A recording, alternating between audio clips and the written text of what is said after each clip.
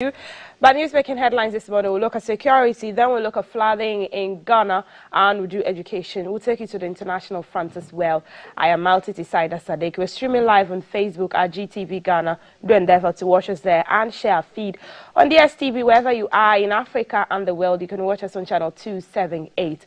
Let's start off with the Aviation City Redevelopment Project at Airport City in Accra is expected to start in earnest. Now, this follows the completion of the first phase of barracks for police service at Kwabena in Accra. The 322 1- and 2-bedroom housing units with other essential facilities will now accommodate officers at the airport's police barracks to allow work to start on the Aviation City project. Formally opening the ultramodern barracks, President Akufo-Addo said government is pursuing the Aviation City redevelopment project and the redevelopment of similar prime government lands in other cities under the Urban Renewal Program. This is the new property of the Ghana Police Service at Kwabena in Accra. The ultra-modern buildings will serve as police barracks for personnel of the service. The project, which is being undertaken by Unique Development Company, is under a land swap agreement between the Lands Ministry, the Lands Commission, Ministry of the Interior, the Ghana Police Service, the Ghana Atomic Energy Commission, and the private developer for the construction of 514 housing units for the police service. The first phase of the project comprises 322 1- and 2-bedroom housing units. Other facilities of the barracks include a school complex, a clinic, car parks, green areas, pavements, transformer and water systems. The barracks also have sporting facilities such as AstroTurf football field, volley and basketball courts. A fuel station with Liu Bay, a 2-story modern police station, a base workshop complex, a police mechanical workshop have also been added. The police barracks at the Kotoka International Airport will move to this enclave. This is part of measures to redevelop the 80 acres of land around the Kotoka International Airport into a modern commercial hub, dubbed the Aviation City Redevelopment Project. The Minister for the Interior, Mr. Ambrose Derry, said this project will augment efforts to transform the police. Lands Minister Mr. Samuel Jenapo said this project at Kwabena should kickstart the Aviation City Redevelopment Project. The Aviation City area encompasses land adjacent Airport City and stretches from Stanbic Heights through the Driver and Vehicle Licensing Authority, DVLA, to the Ministry of Defense. The Aviation City redevelopment requires that all these agencies are relocated to free up the land for redevelopment. This has led to the construction of these barracks for the Ghana Police Service. The Inspector General of Police, Dr. George Ekufu Dampare, was grateful to the President for the project. I want to say, Mr. President, we thank you very much, because what we are seeing is the first of its kind in my own life history. On behalf of my colleagues, and hold myself personally responsible, as long as I remain Inspector General of Police, that this facility, its maintenance, we will never make it your headache. President Akufo-Addo said government, through the Urban Renewal Program, will utilize prime state lands to give a positive facelift to the country's capital cities. This facility which I'm commissioning today is the outcome of one such urban renewal program, the Aviation City Redevelopment Project at the Airport Enclave. It is to pave way for this redevelopment that these state-of-the-art facilities have been constructed through a public-private partnership with Unique Development Company for our hard-working men and women of the Ghana Police Service. Not only will this facility improve the welfare of the police officers, it will also enhance their capacity to serve our nation even more effectively. 15 self-contained flats are under construction for the Ghana Meteorological Agency, Airport Company, an office for the Greater Accra Regional Office of the DVLA.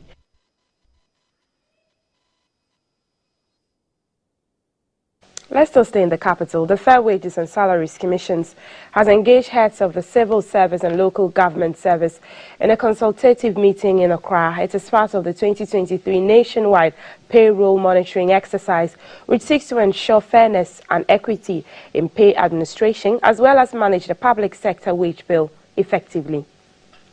The Fair Wages and Salaries Commission worked jointly with the Internal Audit Agency in the 2023 nationwide payroll monitoring exercise. The purpose is to sanitize the public sector payroll by identifying and removing existing anomalies from government's pay sheets to ensure only approved salaries and allowances are paid to employees and not just eliminating ghost names. In Accra on Tuesday, the Minister for Employment Ignatius Bafoiwa said the consultation is for a better understanding of the exercise and the needed support. A representative from the Internal Audit Agency said a dedicated team has been appointed to support the commission. The Fair Wages and Salaries Commission is looking out for wrong placement and earned allowances, separate staff and ghost workers, unapproved benefits and other forms of payroll fraud. The current 2022 wage bill was 44.9 billion Ghana cedis. So if you take 22% of it, it's nearly 10 billion, basically going into unearned salaries. And we must take immediate steps to minimize it or halt it entirely. It means that we are nearing a quarter, and that is very huge. The Chief Executive of the Fair Wages and Salaries Commission, Mr. Benjamin Arthur, said the public purse must be protected. For them to have started this process, it enables stakeholders to buy into the process. It makes the work relatively easier because we would have had a mechanism in place. We need to receive the document. Then immediately we'll issue the circular, and then we'll know the timeline within which this will be done. In the days ahead, 2 questionnaires will be sent out, one to the institutions and the other for the employee to fill out, a scope for data collection. The head of civil service, Nana Kwesi Jokum Dramana, said a directive will be communicated on when submission should be done from the date received. So far, the commission has been to 28 entities with interest in the health and education institutions as well as SOEs. Sanctions will be applied to corporates found to be earning undeserved salaries and corporates made to refund. Now, the Department of Communication Studies of the University of Ghana has launched the State of the Media report in Accra. The maiden edition of the report focuses on the working conditions, financial and safety of journalists. The report recommends that the working conditions of journalists be improved to make them less vulnerable to co-optation and corruption influences. From the State of the Media report, poor recruitment and working conditions of journalists, lack of transparency in recruitment practices, woefully low salaries, among others, characterize the working conditions in the media. The report also says violations of journalists, growing sense of insecurities, ownership influences by politicians hinge on the efficiency and safety of journalists.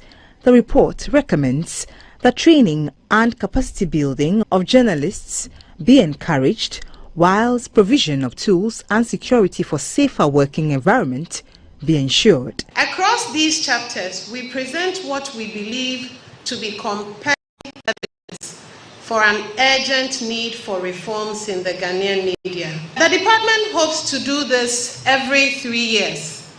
And we look to doing this with key partners. The Executive Director for the Media Foundation for West Africa, Mr. Silemana Brahima, noted that the strength of democracy depends largely on the media, for which reason we must work towards a free, fair, responsible and accountable media system. Together, I believe we can do more to strengthen the Ghanaian media and to enable them to continue to play the role that they have to play as the lifeblood of our democracy.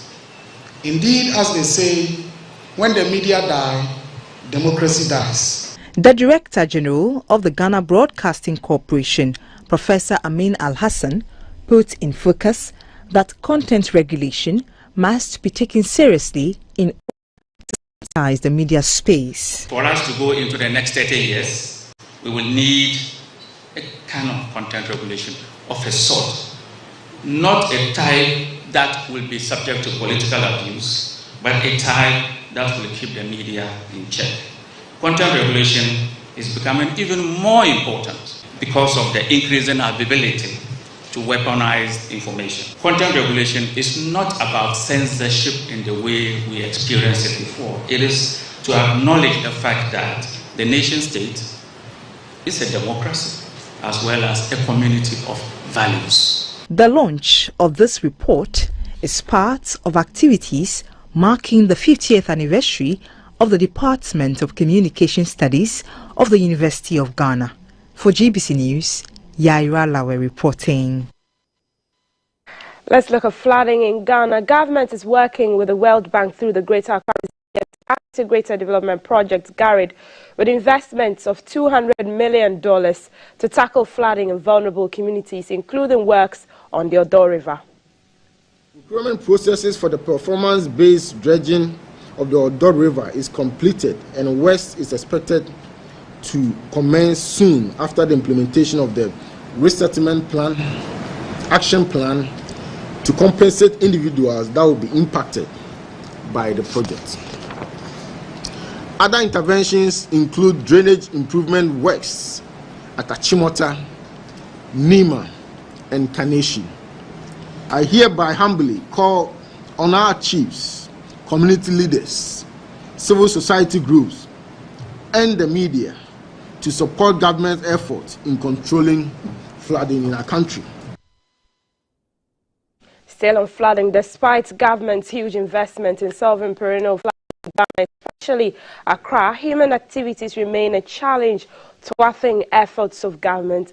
The Minister for Works and Housing, Mr. Francis Asensio-Boakye, at a media briefing in Accra on Tuesday, urged the media and the general public to work with government to solve this perennial problem together. The minister's address was on the theme assessing our preparedness against flooding ahead of the rainy season. The Minister for Works and Housing, Mr. Francis Asensio-Boakye, said in an effort to address human-induced challenges, the ministry will support from the National Security and other agencies will assist assemblies across the country to enforce planning laws and building regulations to stop people from raising structures in waterways. The minister said on his tour of parts of Greater Accra region to assess the country's preparedness ahead of the rainy season, it came to his attention that both MCEs for Ladade Kotonu and Lejoko in trying to enforce the law have received death threats from developers along the Peshi Lagoon and Kojo reserves and assured them of government support to deal with the matter. About 750 buildings in waterways have been identified for demolition in the Lejokuku municipality alone. He said the government will do its utmost to solve the problem of flooding. To date, 370 desilting projects representing 96% have been completed, and 84 drainage channel construction projects representing 42% have been completed, while 118 are at various stages of completion. He said there are measures to mitigate flooding. Ahead of this rainy season, the certain works have been undertaken in selected flood hotspots such as Kasua, Millennium City, Adenta Sakura, Insachi, Ablekuma, Dowenya and Dome Railway Crossing, New Legon, Santo, Adenta, Sango and Naplaja drains. Areas benefiting from the project were also mentioned. The effect has been the mitigation of flood hazards in beneficiary communities such as Kuntunse Satellite, Achimota Mile 7, Katamanso, Mamprobi, Abeka Aigbe Town, Labadi Olympia, some parts of Chado and Ashaiman, among other communities across the country. Actions have also been taken to address flooding in flood-prone areas in Accra, such as Onyasia River at Villaggio, Amanfrom, New Botiano, Achimota, Nima and Kaneshi. Also included is the Dom Railway crossing. The Works and Housing Ministry is undertaking early flooding warning systems to help communities.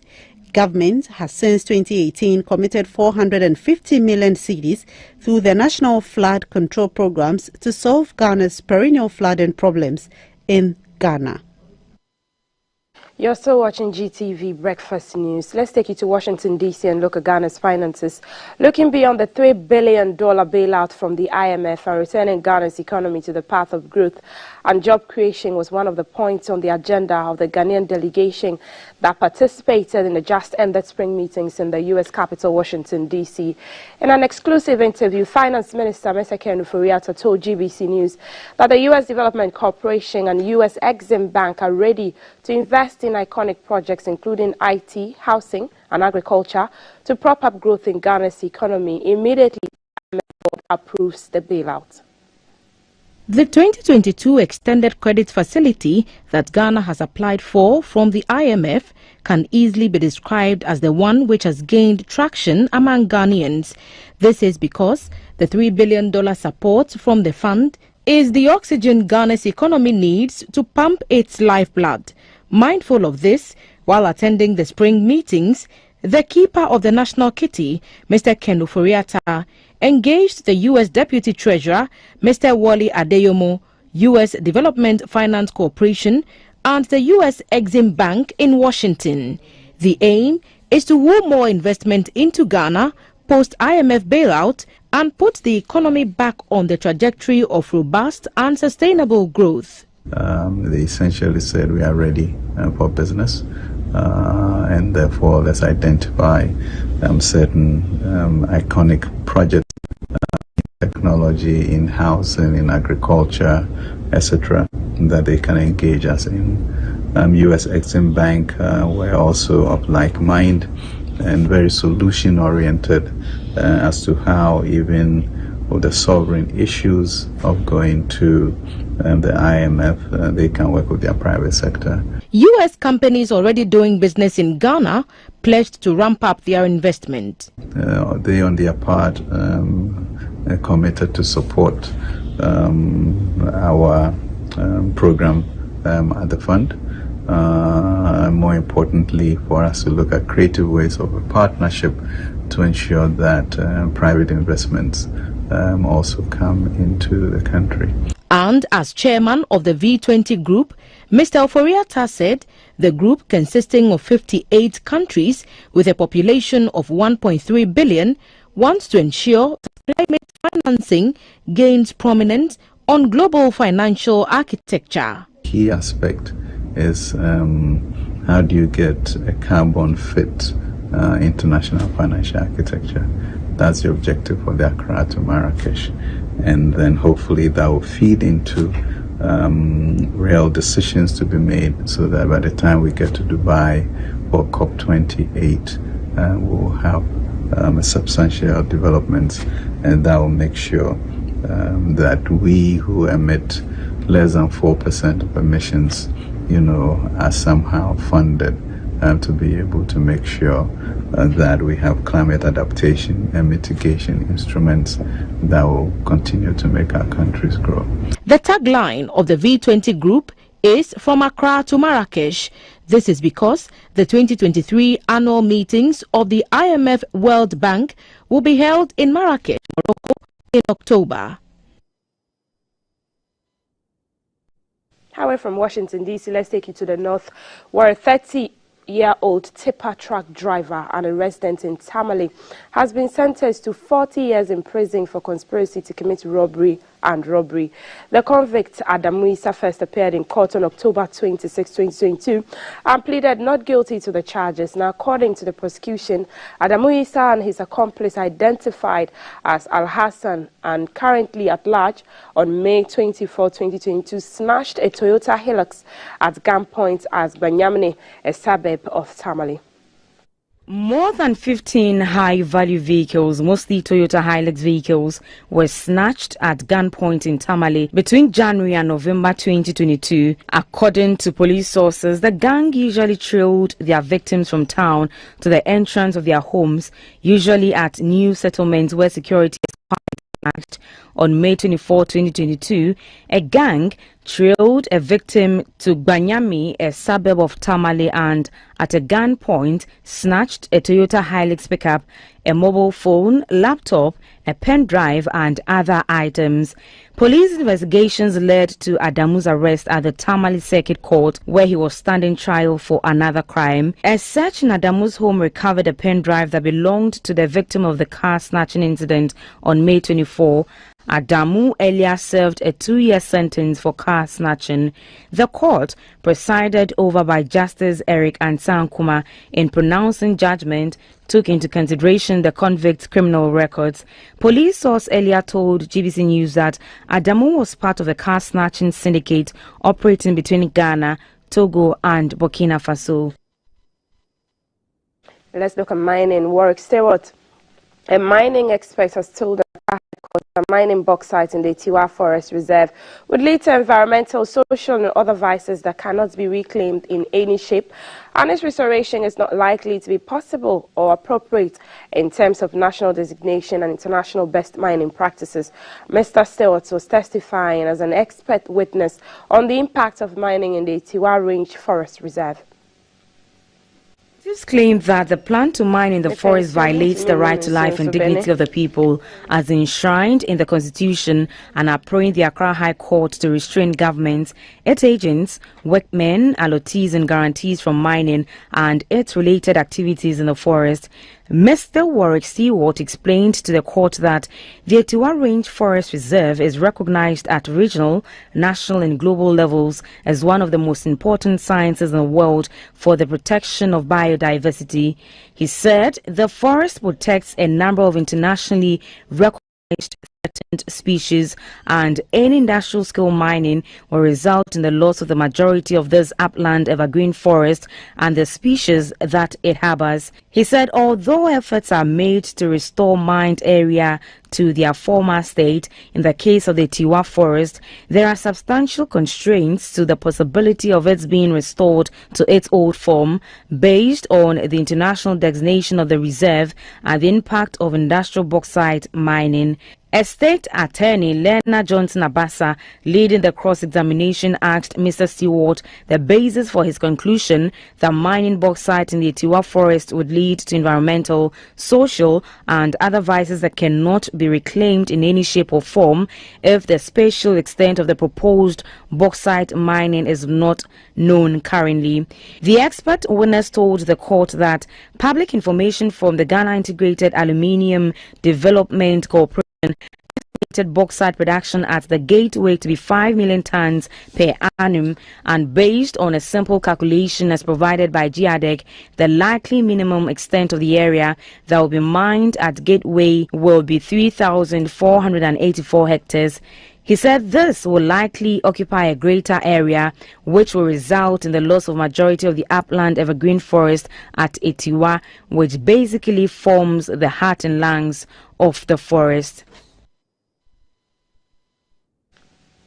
Let's take you to Kumasi and look at education. Months after a riot by students of the Islamic Senior High School at Abrepo in Kumasi over road safety concerns, the school has been provided with more than it requested for. Beyond the expected speed ramps and a pedestrian crossing, also known as zebra crossing, has been added to assure the staff and students and visitors to the school of their safety when crossing over to campus. In July last year, students of the Islamic Senior High School went on rampage to draw the attention of government and the general public to a safety concern at the frontage of the school. The school is located at Abrepo in the Bantama sub-metro of the Kumasi metropolis along the main Abrepo Junction Barikasi Road. That portion of the road is usually very busy, with residents and workers commuting along it on daily basis to and from work or school. According to authorities and students of the school, motorists who plied the road had no consideration for other users of the road, especially students and workers who usually had to walk across the road to campus. Pedestrian knockdowns were then common. The school authorities subsequently wrote several letters to the Ashanti Regional Coordinating Council, the Kumasi Metropolitan Assembly, and the Member of Parliament for Bantama, expressing concern about the problem and seeking a permanent solution, but they did not get the needed response. This is what caused students in July last year and tried to block the road. Violence erupted and the police administration deployed a team to protect life and property, but the police resorted to firing tear gas and rubber bullets to quell the demonstration. This attracted the interest of various stakeholders, leading to a visit by the Inspector General of Police, Dr. Akufu Dampare. The Parliamentary Select Committee on Interior and Defence also went there on a fact-finding mission. Months down the line, the school can now heave a sigh of relief. Government, through the Department of Urban Roads, has now provided 2 separate rubble strips and a pedestrian crossing facility at the frontage of the school. A mechanic who plies his business near the school, Kwame Boache, spoke about the insecurity situation that led to the violence and eventual intervention by the government. Some of the motorists said even though the facilities are causing inconvenience for their movement, they are however satisfied the students have been attended to. Because of employment safety, we do now first one. Accident in occurrence. Oh, is it the Biani, Quania, Corso Comedy on my we are man come to I said, work at Tiana. Yes, I did give my India. A boy, say, on says, speed in the coffin. Tamana speed round, you know, the night time, the I say, speed round by the BI. The school authorities, however. Let's take you to the international front now. Hatim's hospitals have been thrown into chaos by the explosion of violence between Sudan's 2 top generals. According to United Nations figures, more than 185 people have been killed and over 1,800 wounded since the fighting erupted. Been unable to leave their homes since Saturday as the 2 sides engaged in gun battles and each other with artillery and airstrikes. At the Ahmed Qasim Children's Hospital, medical staff had to evacuate all cases except the ones in the intensive care unit. Supplies were running low, with doctors, nurses, patients and their relatives trapped inside for days as the Sudanese capital turned into a war zone. The World Health Organization said many hospitals in Khartoum reported shortages of blood, transfusion equipment, intravenous fluids, medical supplies and other life-saving commodities. The sudden outbreak of fighting caught everyone off guard, trapping doctors and nurses inside hospitals and preventing other staff from reaching the facilities.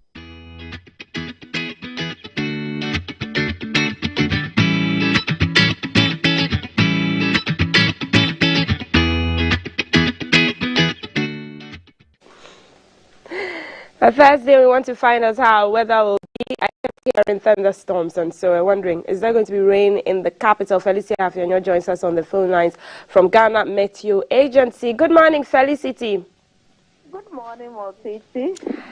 I hope you're well. It rained last night. Still expecting more rains in Accra and its environs? Yes, I'm much better today than yesterday. Yes, we are having massive rainstorms over the sea. Right. Which induces cloudiness over the coastal strip and parts of the middle sector. Okay, give us the details. Yes, for this morning, the Greater Accra Central and Western region will have cloudy weather with pockets of rain and rain here and there. It's not going to take one particular form. Once the clouds are matured, they will shower and then continue. So it's not going to rain maybe continuously for 30 minutes or an hour, but some few minutes it clears up. For the inland areas, those of us over Ashanti, Eastern, Oti, and East Environment, Savannah, Bono, Ahafo, and East Environment, we expect it to be partly cloudy. We expect the sun to break through, and then we expect temperatures to be an average of 31 over the coast, 30 to 35 for the middle sector. The north, we expect it around 38 degrees Celsius. In terms of the state of the sea, we are having rain and thunderclouds scattered over the sea. So fisher folks, it will be advisable if their boats are not big enough, they just have to pass rest after the storm. They can go back and do their fishing. We are anticipating it around 2-3 thereabouts. It will fizzle out and then the state will be calm for them to do their fishing activities. For the Volta Lake this morning, Regent Sir Kwame Daso Yeji and Temkaron is cool for any fishing activities, but those of us around Sogakope area, it's not advisable to do fishing. Even if we want to do anything, we need to be extra careful because we're having portions of the storm over those areas. So This is how we're expecting the Thursday, the 20th of April, 2023 to be like in terms of weather. Thank you so much, our Chief Meteorologist Felicity Ahafe. I'm sure fisherfolk will be appreciated because she said there's a storm moving towards the sea and also Sogakope area. Farmers will be happy though with all this rain. But that's it for GTV Breakfast News this morning. Is when you log on to gbcghanaonline.com. I am Maltiti Saida Sadiq. I'll be back at 7 with sports. Up next is chicken avocado wrap. You don't